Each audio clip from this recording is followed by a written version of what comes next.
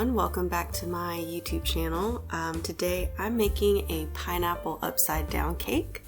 Let's jump right into it. We're going to start with a cup of flour, 1/4 teaspoon of salt, and 1/3 teaspoon of baking powder, and you're going to sift that all together.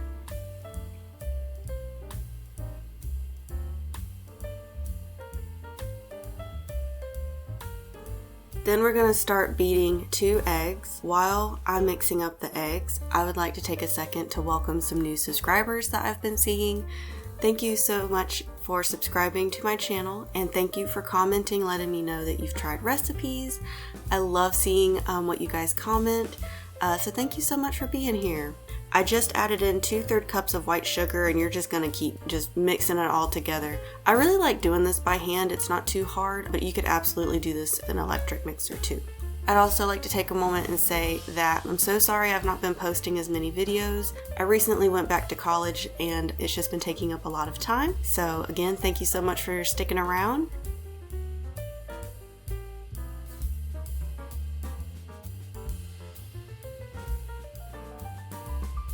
Now we're going to add 1 tablespoon of vanilla, and we're also going to add 6 tablespoons of pineapple juice.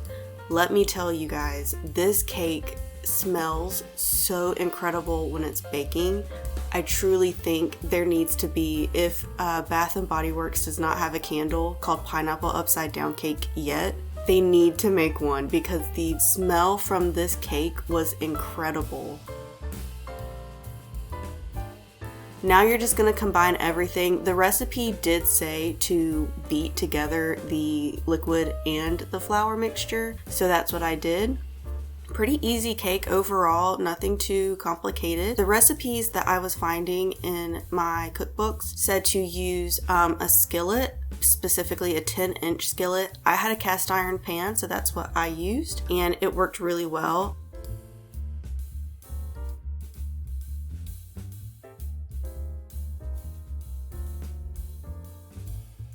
In the skillet, you melt 1/3 cup of butter, then you add 1/2 cup of brown sugar to the bottom of the pan. Then you get to add the fruit in whatever way you like. I went with the classic look of the pineapple rings with the cherries dotted all around, but I mean, really, you can get as creative and as artsy as you would like. I really don't think there's a way to go wrong with it. If you're cooking with kids, this is a great way to get them in the kitchen and have some fun with decorating with the fruit. You're also going to be using maraschino cherries. I took mine and cut them in half. I'm not really sure why I did that. It was just something I did. So just to let you guys know, that's what I did in the recipe.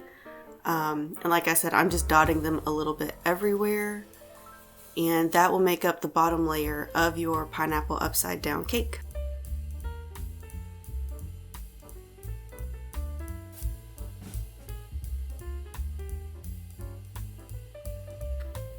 Now you're gonna see when I pour the cake batter on top, which, can we just appreciate how fluffy that cake batter is? I was just so impressed with this recipe. You're going to take your spatula, and I did it this way because I was just worried that when I poured the batter in, it would move the fruit. So that's why I'm pouring it over the spatula, just so it kind of goes into the pan a little bit easier. Then when you get everything into the pan, you're going to put it into a 350-degree oven and bake it until, the recipe says until a wooden toothpick comes out clean. But for me, that took about 20 to 25 minutes.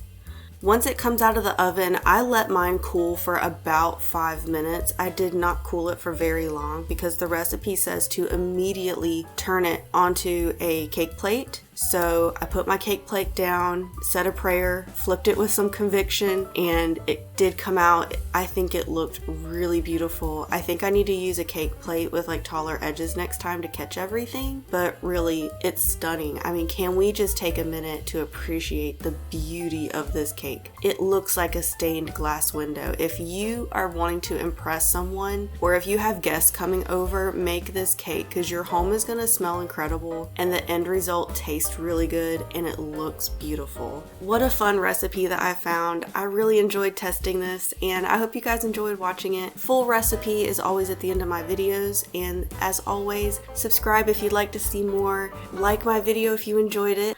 Comment, let me know what you think or if you try the recipe, and I'll see you guys back here next time on Vintage Cookery.